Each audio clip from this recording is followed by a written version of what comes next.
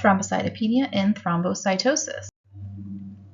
So thrombocytopenia, by definition, refers to a decrease in the number of circulating platelets in the blood. It is defined as a platelet count less than 100,000, where the normal range is typically 150 to 450,000. It is the most common cause of clinically significant bleeding related to platelets. For clinical symptoms, these bleeding symptoms usually result from small vessel bleeding due to insufficient platelet plug formation. So there are different types of bleeding manifestations. So the first one is petechiae. These are small pinpoint hemorrhages.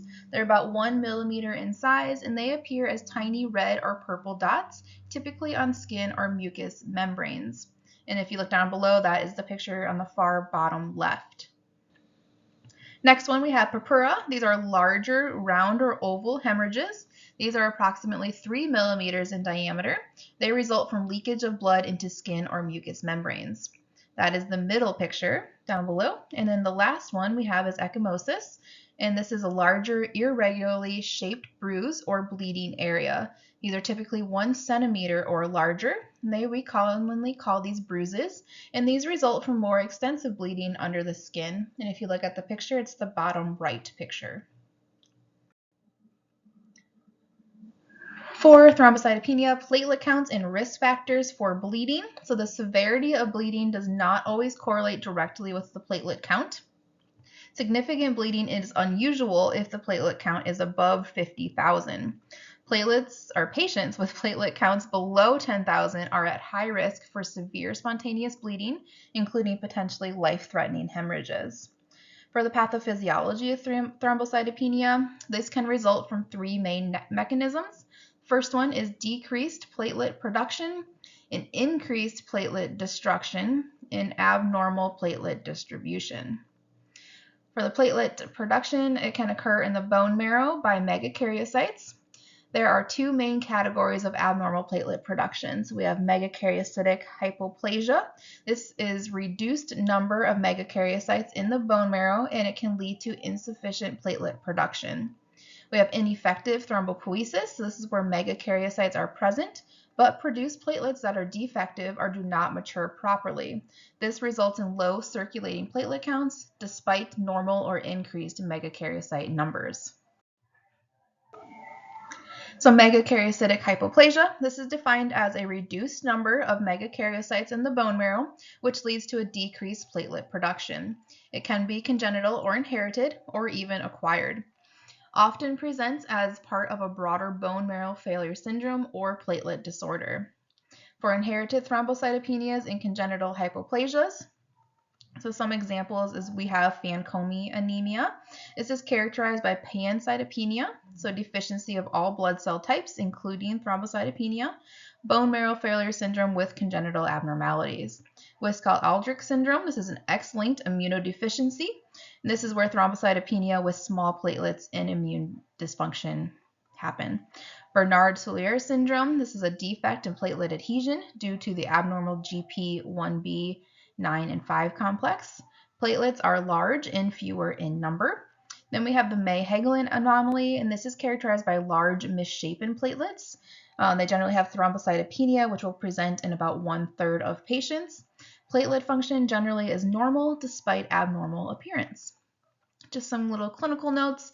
So in many inherited thrombocytopenias, the platelet count is low, but platelet function may be normal or variably impaired. Morphological abnormalities of platelets are also common clues to the diagnosis. So megakaryocytic hypoplasia, we have congenital megakaryocytic thrombocytopenia. This is an autosomal recessive disorder, and it represents a form of bone marrow failure. For clinical features, there'll be severe thrombocytopenia with platelet counts usually less than or equal to 20,000 at birth. It presents with petechiae and bleeding at or shortly after birth as well. This is frequently associated with physical anomalies too. There is a genetic mutation, and it is caused by mutations in the MPL gene on chromosome 1. Mutation leads to the complete loss of thrombopoietin receptor function, and the result of that is there is a severely reduced megakaryocyte progenitors and platelet production. Another one we have is a megakaryocytic hypoplasia. So we have autosomal dominant in X-linked thrombocytopenia. The clinical feature is we have platelet morphology, size, and function are usually normal, and they have mild bleeding tendencies. But there is a genetic mutation, so it involves mutations in the ANKRD26 gene on chromosome 10. The mutation causes incomplete megakaryocyte differentiation, which can lead to thrombocytopenia. For neonatal thrombocytopenia, so neonatal thrombocytopenia is a low platelet count in newborns, and this is often due to decreased platelet production or increased destruction. So some causes is it could be from severe Rh hemolytic disease, so maternal antibodies are destroying the fetal red cells, and that could affect platelet counts. It could also be from thrombosis, for platelet consumption in the blood clots can reduce circulating platelet numbers. It could also be an autoimmune mechanism, so where the maternal antibodies against the fetal platelets lead to an immune-mediated destruction.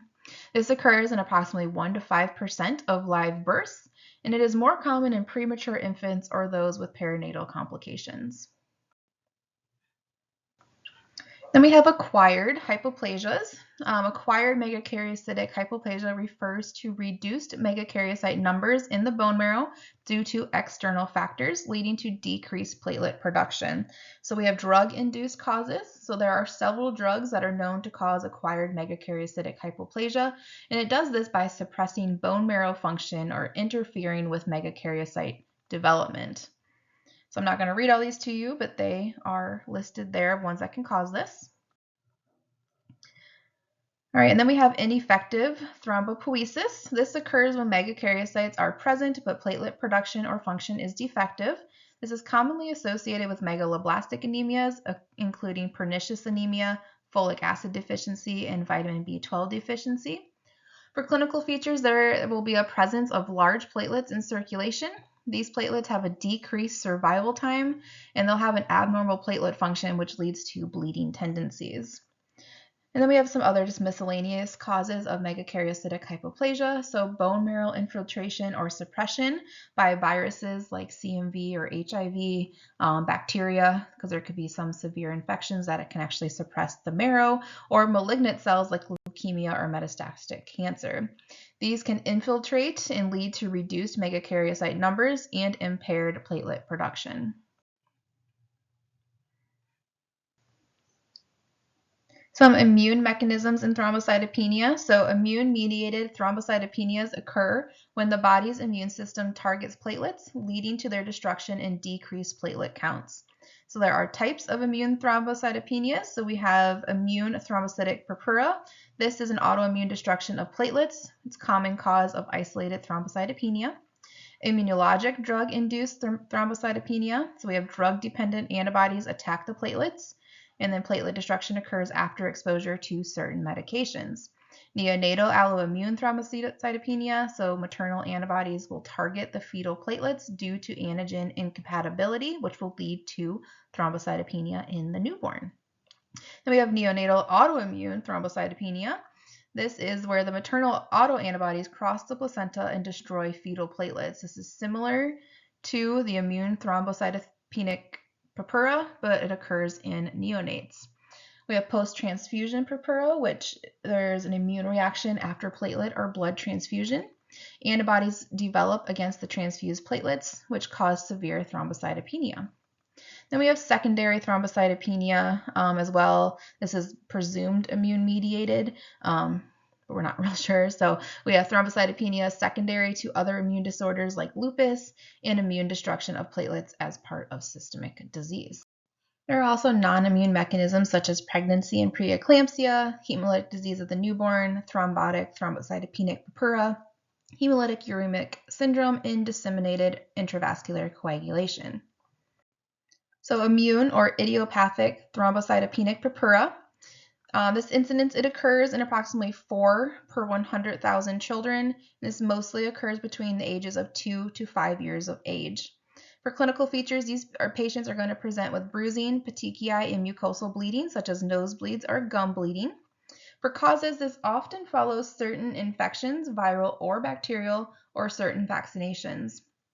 This is thought to be an autoimmune response triggered by those exposures. For diagnosis, this is going to be based on clinical findings. So we'll have recent onset of bleeding symptoms, normal complete blood count except for maybe a low platelet count, normal physical exam, so no, enlarged spleen or liver, no family history of bleeding disorders either. So there's really no specific lab test that can confirm the diagnosis of this. It's really going to be based on those clinical features. For prognosis and treatment, most cases resolve spontaneously without treatment.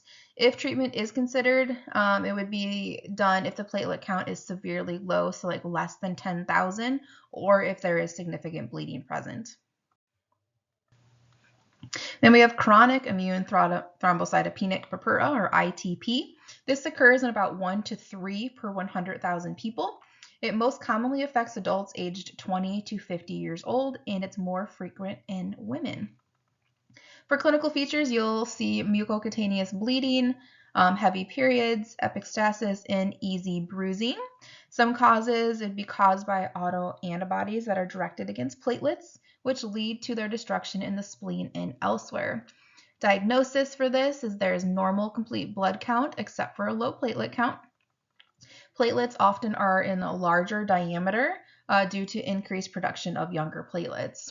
For prognosis and treatment, this will often require treatment to prevent any bleeding complications, and they can also give a prednisone or a corticosteroid is kind of like the first line of therapy for this as well.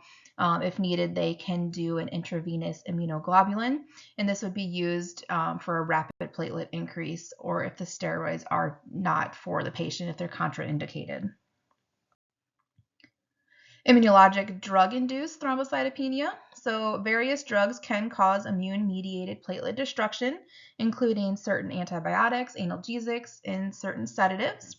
So we have quinidine-induced thrombocytopenia. So these are antibodies that react with platelet Fab regions. This causes a rapid drop in platelet count to less than 10,000. This also has an abrupt onset of bleeding symptoms. Then we have the hapten-dependent antibodies. So antibodies bind to a drug carrier molecule complex, which is usually a protein, and that would be like penicillin. This often results in severe thrombocytopenia with platelet counts less than 10,000 and sometimes even as low as 1,000. Abrupt bleeding onset with possible hemorrhagic bullae in the mouth. And then we have heparin-induced thrombocytopenia. This onset occurs 5 to 14 days after starting heparin therapy. The platelet counts usually do not drop below 15,000, but there is a high risk of thrombosis despite having thrombocytopenia. And we'll talk more about this in a different lecture. So treatment for these drug-induced thrombocytopenias is we have to identify the causative drug that's responsible for thrombocytopenia. It can be difficult to do this because patients could be on multiple drugs. We would need to discontinue the offending drug once we found out which it was and find a suitable substitute if ongoing treatment is necessary. As mentioned earlier, it is difficult to pinpoint the culprit drug, especially when the patient is on multiple medications, and there may be no suitable alternative drugs available. So the thrombocytopenia may persist for months, even after stopping the drug, so it can take a long time to find out what this is and what's causing it even. Some supportive measures, we could do platelet transfusions if there is a significant bleeding or very low platelet counts. We can also give high-dose intravenous immunoglobulin, and that can be used to help rapidly increase the platelet counts, especially in those severe cases. Neonatal alloimmune thrombocytopenia. So this occurs when the mother lacks a platelet-specific antigen that the fetus inherits from the father. The mother produces IgG antibodies against the fetal platelet antigen, and then these antibodies actually cross the placenta, bind to the fetal platelets, and can cause fetal thrombocytopenia. The antigens involved, so the most common antigen is the HPA-1A, which is expressed on that GP3A of the platelet surface membrane GP2B-3A complex. This occurs in approximately 1 in 1,000 births. Some clinical features, babies will present with petechiae and purpuric hemorrhages in the neonate due to low platelet counts. For diagnosis, this is going to be based on clinical presentation and serologic testing for maternal antibodies against the fetal platelet antigens. For treatment, we can do platelet transfusions, preferably antigen-negative platelets. We can also do that intravenous immunoglobulin, and once again, that would help reduce antibody-mediated destruction, which would help bump up the platelet numbers. Post-transfusion purpura, so this is a rare complication that develops about 1 week after transfusion of platelet-containing blood products. So the recipient's plasma contains alloantibodies against antigens on the transfused platelets. These antibodies cause destruction of transfused platelets and often the patient's own platelets. The antigens involved, the most common one anyway, is that HPA-1A antigen. For treatment, there's often no treatment necessary as it can just kind of resolve on its own. But if it is a severe case, they can use intravenous immunoglobulin or therapeutic exchange transfusion. Secondary thrombocytopenia. So this is what occurs, thrombocytopenia that occurs secondary to other underlying diseases or conditions. So there are certain inducing conditions that would make this happen. So chronic lymphocytic leukemia, systemic lupus, and malaria. So these conditions can cause thrombocytopenia through various mechanisms such as immune-mediated destruction, bone marrow infiltration, or even like the spleen hanging on to too many platelets. Thrombotic thrombocytopenic purpura, or TTP. It's also known as Moskowitz syndrome. So they will have a whole bunch of clinical features. So they will have microangiopathic hemolytic anemia, thrombocytopenia, and neurological abnormalities. They could also have fever, renal dysfunction, diarrhea, nausea, and fatigue. This incidence, luckily, is pretty rare. It's approximately 10 cases per 1 million in the population. And this most commonly affects women aged 30 to 40 years old. So there are different types of TTP. It generally includes idiopathic and secondary forms. For laboratory features, we have thrombocytopenia, which is caused by the formation of platelet and von Willebrand factor thrombi. We have the presence of schistocytes, which are fragmented red cells on a blood smear, hemolytic anemia with hemoglobin less than 10, polychromasia, so we'll have immature red cells and nucleated red blood cells as well. We'll also see some biochemical changes, so there'll be a decreased haptoglobin. We'll have hemoglobinuria, increased serum unconjugated bilirubin, and we'll also have elevated LDH levels. As far as coagulation tests go, though, they're going to be normal. So our PT, PTT, D-dimer, and fibrinogen will all be normal. For the pathophysiology, so we have the formation of microvascular thrombi composed of platelets and von Willebrand factor. The thrombi occlude small vessels, causing organ ischemia and dysfunction. For treatment, we can do therapeutic plasma exchange, and that's really kind of the mainstay treatment for this as of right now. For laboratory testing, we can do a measurement of the ADAM-TS13 enzyme activity, which is usually going to be done in reference laboratories. So the ADAM-TS13 deficiency or inhibition is associated with TTP.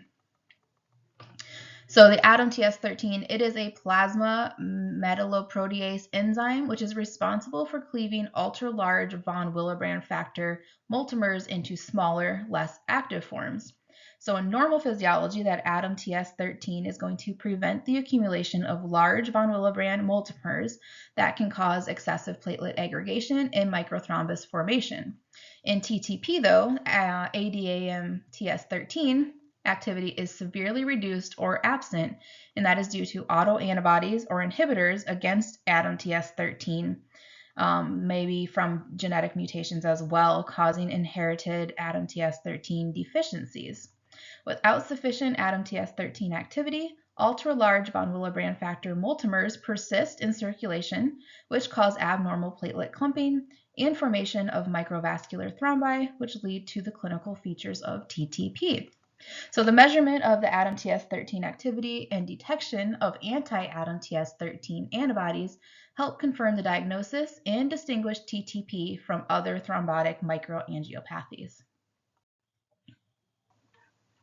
Hemolytic uremic syndrome, or HUS or HUS, it occurs in approximately 2 to 6 cases per 100,000 people. The causative agent, so about 90% of cases are caused by infections with Shigella dysentery serotypes or E. coli and other E. coli serotypes. The clinical features, so the Shiga toxins produced by these bacteria enter the bloodstream and cause damage to endothelial cells, particularly in the kidneys. This damage leads to the formation of hyaline thrombi in the renal vasculature, resulting in the classic triad of renal failure, thrombocytopenia, and microangiopathic hemolytic anemia. In the adult form, this is less common and typically arises following exposure to the immunosuppressive drugs or chemotherapy agents rather than a bacterial infection. So how can you tell the difference between HUS and TTP? So HUS primarily affects the kidneys, causing severe renal failure, where TTP often presents with neurological symptoms in addition to kidney involvement. TTP is linked to deficiency or inhibition of the ADAMTS13 enzyme, while HUS is caused by endothelial damage due to the Shiga toxins. Both conditions will show thrombocytopenia and microangiopathic hemolytic anemia, but differ in underlying cause and clinical emphasis. Coagulation tests are typically normal in both of these. For treatment for HUS, it is mostly supportive, which is going to focus on managing renal failure, while TTP requires plasma exchange. All right, so we're going to talk more about this in another lecture, but we'll give a brief overview here shortly on DIC, or disseminated intravascular coagulation. So it has similarities with TTP. Both conditions feature microangiopathic hemolytic anemia. Both have thrombi forming in multiple organs, leading to tissue ischemia. So the difference from TTP is in DIC, thrombi are composed of platelets and fibrinogen, so they're fibrin-rich clots. Whereas in TTP, thrombi consists mostly of platelets and von Willebrand factor. So that's kind of the key, differentiating between those two. So acute DIC is characterized by rapid consumption of platelets and clotting factors such as factor V and factor VIII and fibrinogen. The D-dimer test is positive, and it will indicate a fibrin degradation and active clot breakdown. It is a life-threatening condition that requires urgent intervention. For chronic DIC, it involves ongoing low-grade platelet consumption and clot formation. Clotting factor levels are usually normal or only slightly reduced, and it may be associated with underlying chronic diseases. In splenomegaly, the platelet count in circulation may appear normal or decreased, but a significant number of platelets are trapped in the enlarged spleen.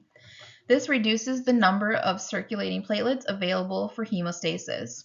So a disease correlation with this, so splenomegaly is often associated with conditions such as end-stage liver disease, which leads to cirrhosis and portal hypertension, causing spleen enlargement. Hodgkin lymphoma and various leukemias where malignant infiltration causes spleen enlargement. If the body temperature is below 25 degrees Celsius or hypothermia, post-operative states like after surgery, and or after whole blood transfusion, which can transiently enlarge the spleen. Some other diseases that could be associated with splenomegaly and platelet changes is we have chronic renal failure, severe iron deficiency anemia, megaloblastic anemia, post-compression sickness, and chronic hypoxia. So the definition of thrombocytosis. Thrombocytosis is defined as an abnormally high platelet count, typically greater than 450,000. Reactive thrombocytosis refers to an elevation in platelet count caused by external factors such as inflammation, trauma, or other underlying medical conditions. It is a secondary response rather than a primary bone marrow disorder. So thrombocytopenia is a condition where the bone marrow produces an excessive number of platelets. This is actually a primary bone marrow disorder resulting in persistently elevated platelet counts. So reactive thrombocytosis, this is secondary to inflammation, trauma, infection, or other causes. Myeloproliferative disorders, so these are disorders causing overproduction of blood cells, including platelets. Then we also have essential thrombocythemia, which is a specific myeloproliferative neoplasm characterized by excessive platelet production. Some characteristics of thrombocytosis, so the platelet count will usually range between 450 and 800,000. Despite the increased number, platelet function usually remains normal.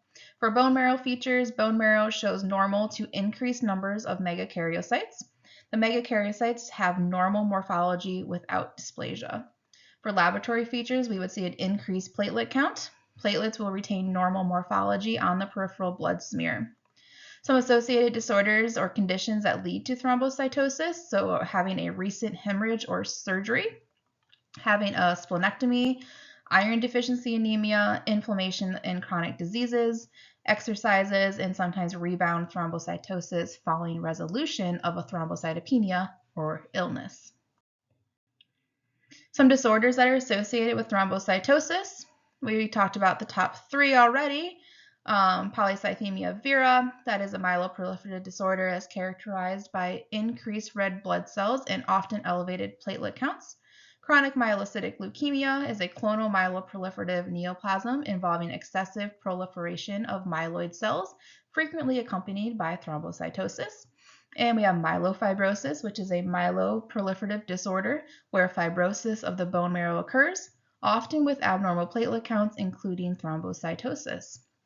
And then we have essential thrombocythemia. This is a bone marrow disorder that is characterized by persistently elevated platelet counts due to megakaryocytic proliferation. Essential thrombocythemia. So for laboratory features, this has a persistent platelet count, often that is exceeding 1 million or more. Platelet exhibits a variety of morphologies, including abnormal shapes and sizes. Red blood cells and white blood cell counts are typically normal. For the incidence, the essential thrombocythemia is the most common cause of thrombocytosis among primary bone marrow disorders. Patients may present with hemorrhage due to platelet dysfunction. They may present with thrombosis or blood clots, and they usually have symptoms that are related to abnormal platelet function.